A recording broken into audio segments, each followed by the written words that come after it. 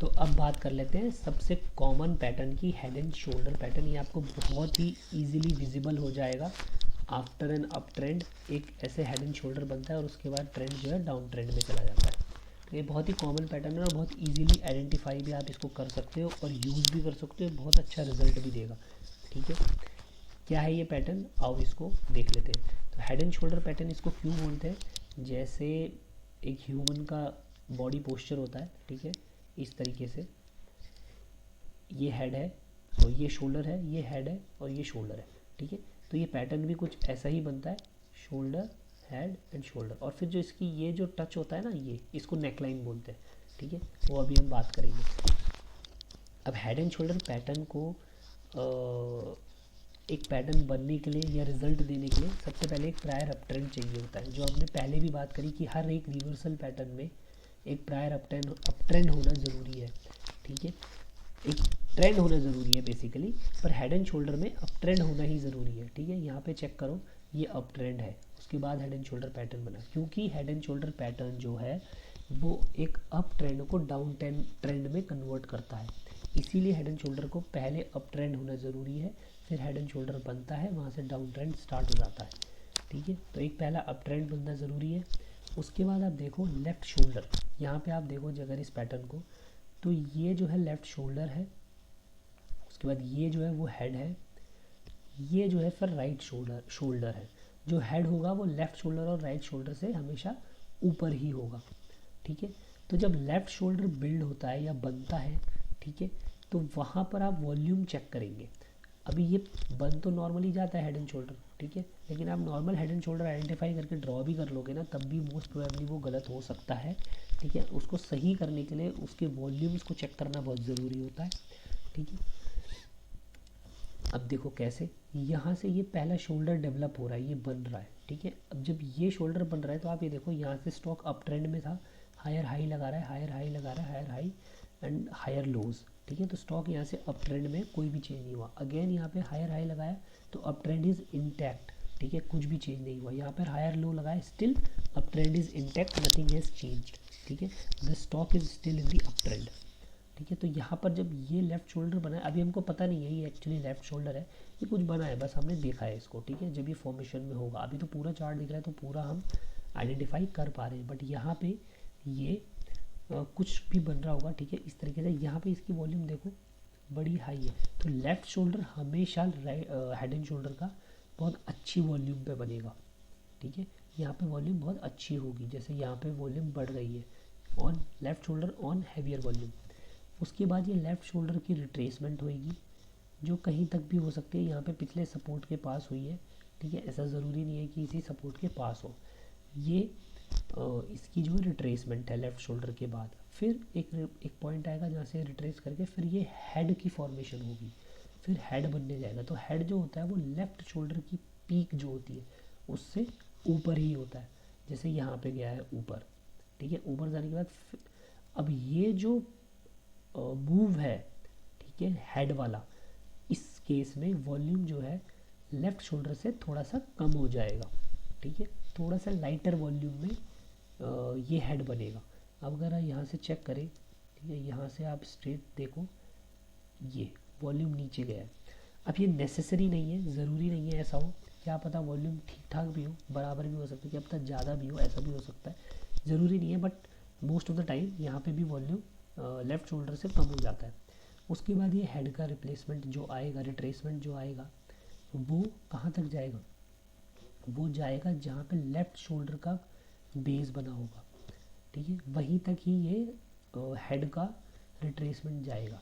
अब तुम यहाँ पे देखो, जब हेड का रिट्रेसमेंट बन गया है यहाँ तक, ठीक है, तो यहाँ पे क्या हुआ है, यहाँ पे भी हायर लो लगाए, अप ट्रेंड इंटैक्ट है, यहाँ पर भी हायर हाई बनाए, अप ट्रेंड अभी भी इंटैक्ट है। अब यहाँ पे आप देखोगे तो ये लो बन के यहाँ से ऊपर चला गया, यहाँ पे हायर लो नहीं बन पाया है। ठीक है, तो यहाँ पे अप ट्रेंड में, एक अप ट्रेंड में क्या चाहिए होता है, हायर हाई और हायर लो, तो एक कंडीशन यहाँ पे नहीं फुलफ़िल हो पाई है। ठीक है, अगर दूसरी कंडीशन भी नहीं फुलफ़िल हो पाती, इसका मतलब हमारा अप ट्रेंड खतरे में है और वो चेंज हो सकता है। ठीक है, उसके बाद यहाँ से प्राइस रिट्रेस हुआ तो राइट शोल्डर जो है नीचे ही बन गया। यहीं से प्राइस वापस रिट्रेस हो गया। अब इस केस में अगर आप देखो तो जो ये वाला मूव है राइट शोल्डर वाला, इसमें वॉल्यूम और भी कम है, ठीक है। तो जैसे जैसे ये अब ट्रेंड के बाद ऊपर की मूव्स होती है हेड एंड शोल्डर बनते हुए, जब ऊपर की बुलिश मूव्स होती है उनमें वॉल्यूम कम होता जाता है। इसका मतलब क्या है कि बुल्स की स्ट्रेंथ कम होती जा रही है। वैसे तो मोस्ट प्रोबेबली क्या होता है, लेफ्ट शोल्डर और राइट शोल्डर इक्वल ही होते हैं, बट ऐसा हमेशा सही नहीं होगा, थोड़ा बहुत ऊपर नीचे हो सकता है। तो उतना फ्लेक्सिबिलिटी हमको चार्ट बनाते हुए हमेशा रखनी चाहिए।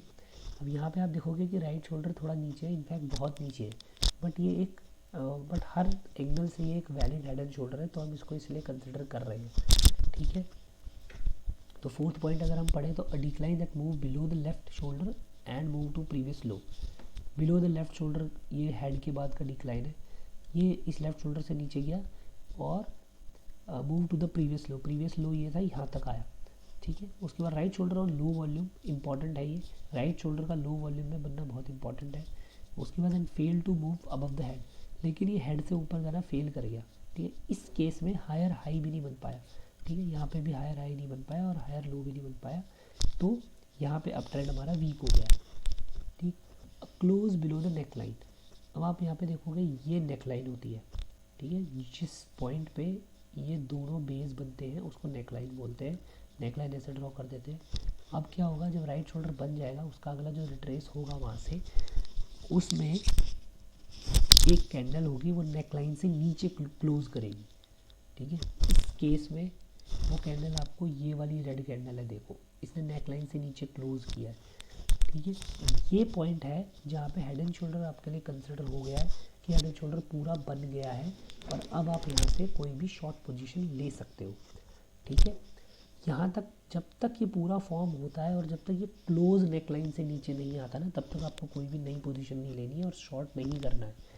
आप अपनी पोजीशन को लिक्विडेट कर सकते हो, ठीक है।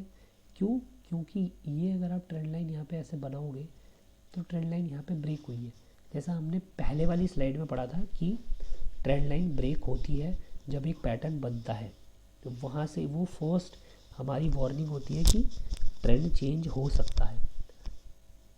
यहाँ पे जैसे ही ये कैंडल नेकलाइन से नीचे क्लोज होगी आप एक शॉर्ट पोजीशन ले सकते हो। उसके बाद एक बार ये चांस ज़रूर होते हैं कि चांस होता है, वो ज़रूरी नहीं है कि ये प्राइस वापस रिट्रेस करे और नेकलाइन तक जाए, लेकिन उस नेकलाइन के बाद ये रिटर्न करता है वापस, और यहाँ पे वॉल्यूम ज़्यादा भी हो सकता है, ठीक है। आप देखो यहाँ पे वॉल्यूम थोड़ा ज़्यादा ही है, यहाँ पे जब ये प्राइस गिरेगा तो वॉल्यूम ज़्यादा भी हो सकता है, बट ज़रूरी नहीं है। क्यों? क्योंकि जब प्राइस गिरता है तो वॉल्यूम उतना इंपॉर्टेंट नहीं होता है, जब प्राइस बढ़ना होता है तब वॉल्यूम बहुत ज़्यादा इंपॉर्टेंट होता है। अब यहाँ पे ये देखना है आपने रिट्रेस किया नेकलाइन से और फिर उसके बाद वापस नीचे आया है, तो इस तरीके से हेड एंड शोल्डर काम करता है। हमको आइडेंटिफाई भी इसी तरीके से करना होता है। वॉल्यूम्स को साथ में कंसिडर करना बहुत ज़रूरी है, इससे कंफर्मेशन हमारी ज़्यादा बढ़ जाती है और फेलियर के चांस जो है वो थोड़े कम हो जाते हैं। क्योंकि अगर फॉर एग्जांपल अगर यहाँ से नेकलाइन से रिटर्न कर गया, अगर इस मूव में भी जो राइट शोल्डर अगर बना रहा है उसमें भी बहुत अच्छा वॉल्यूम है, तो चांसेस ये हो जाते हैं कि ये ऊपर जाने के, जब जब ऊपर जा रहा है तब तक वॉल्यूम आ रहा है, तो बुलिश स्ट्रेंथ है मार्केट में, लोग खरीदने वाले ज़्यादा हैं बेचने वालों से, तो मोस्ट प्रोबेबली ये अपनी नेकलाइन को ब्रेक ना करे, ठीक है। अगर गिरने के टाइम पे वॉल्यूम ज़्यादा आ रहा है तो इसका मतलब बेरिश सेंटीमेंट ज़्यादा है, बेचने वाले लोग ज़्यादा हैं, तो हमको उसी तरफ को ट्रेड लेना ज़रूरी होता है।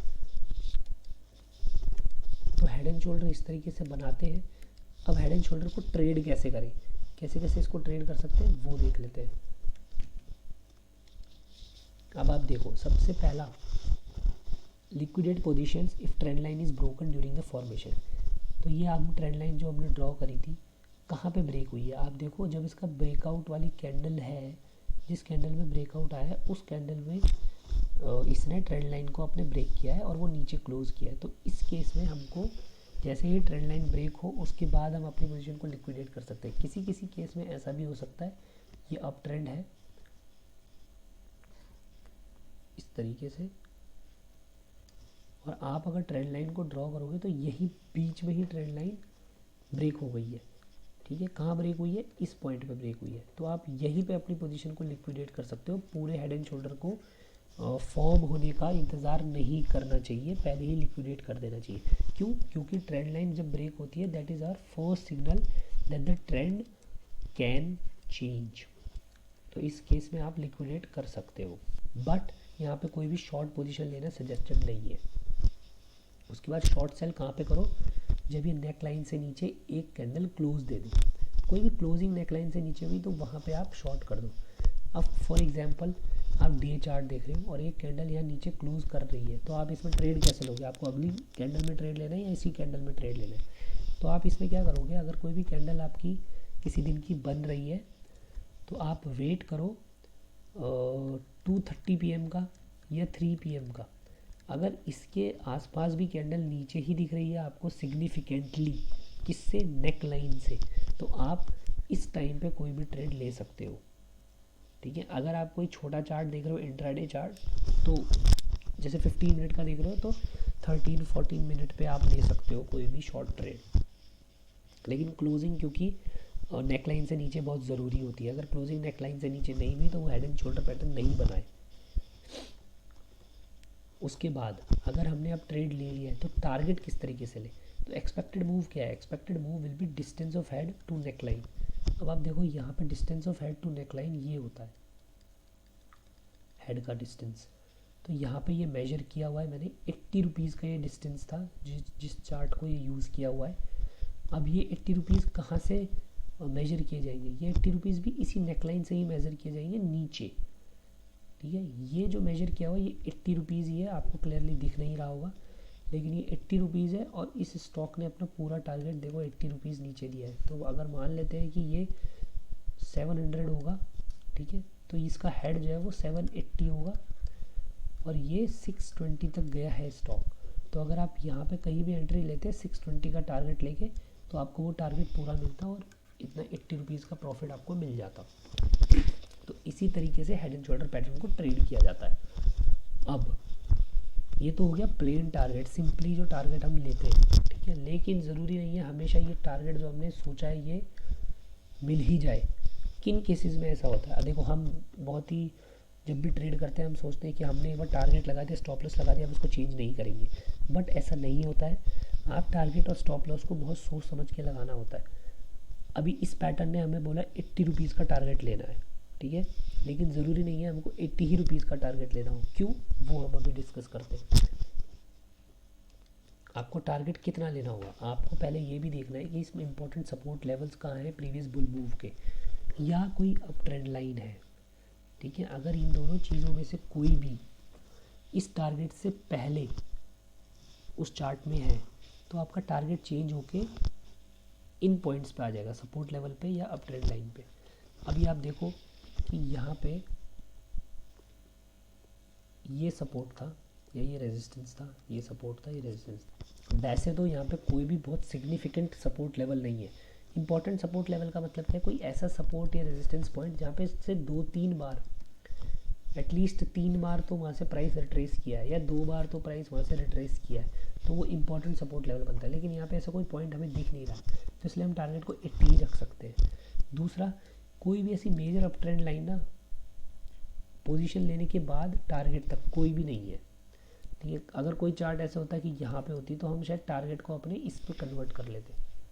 ठीक है, अगर कोई टारगेट से, अगर आप शॉर्ट कर रहे हो और टारगेट से पहले कोई भी इंपॉर्टेंट सपोर्ट लेवल है या कोई भी ट्रेंड लाइन है, तो आप अपने टारगेट को उसी के अकॉर्डिंग चेंज कर लीजिए। तो आपको ये नहीं हुआ, ये आपका हार्ड एंड फास्ट बिल्कुल इनफ्लेक्सिबल टारगेट हो गया। आप अगर ये टारगेट लेके बैठ जाओगे, एक बहुत इंपॉर्टेंट सपोर्ट लेवल ऊपर है उससे, वहीं से प्राइस गिर के वापस टर्न होने के बहुत ज़्यादा चांसेस है, तो आपका ये टारगेट तो कभी लगेगा ही नहीं ना। तो आपको अपने टारगेट को ही छोटा करना पड़ेगा और उस सपोर्ट लेवल के या उस ट्रेंड लाइन लेवल के पास लेके आना होगा, तभी आपका ट्रेड सक्सेसफुल होगा। अदरवाइज़ आप टारगेट तक नहीं पहुंचोगे और घूम के वापस स्टॉप लॉस पे पहुंच जाओगे, इतना अच्छा ट्रेड की एंट्री लेने के बावजूद भी। तो ये चीज़ें ध्यान में हमेशा रखनी है जब हम हेड एंड शोल्डर को ट्रेड करें। हेड एंड शोल्डर एक बहुत ही इजी और इजीली अवेलेबल, मतलब easily identifiable head and shoulder reversal pattern है। ठीक है, आप इसको प्रैक्टिस कीजिए और ये आपको बहुत जगह मिलेगा। अभी रिसेंटली आज डेट है 15 मार्च 24। आप निफ्टी का अगर 15 मिनट्स का चार्ट उठा के देखेंगे तो आपको कल का या परसों के चार्ट में आपको 15 मिनट्स का चार्ट देखेंगे, आपको एक हेड एंड शोल्डर पैटर्न मिलेगा और उसी की वजह से अभी मार्केट गिर रही है और भी गिर सकती है नहीं, ये आप देखो, जज करो, ट्रेंड लाइंस ड्रॉ करो, सारे बेसिक से पहले ड्रॉ करना, उसके बाद ही हेड एंड शोल्डर आइडेंटिफाई करना, उसका टारगेट क्या होता है और वो टारगेट अचीव हुआ है या नहीं हुआ है आप हमारे कमेंट बॉक्स में लिख के हमें बता सकते हैं। और कोई भी क्वेरी अगर आपको है तो वो भी आप कमेंट में लिख के हमको पूछ सकते हो। Thank you so much.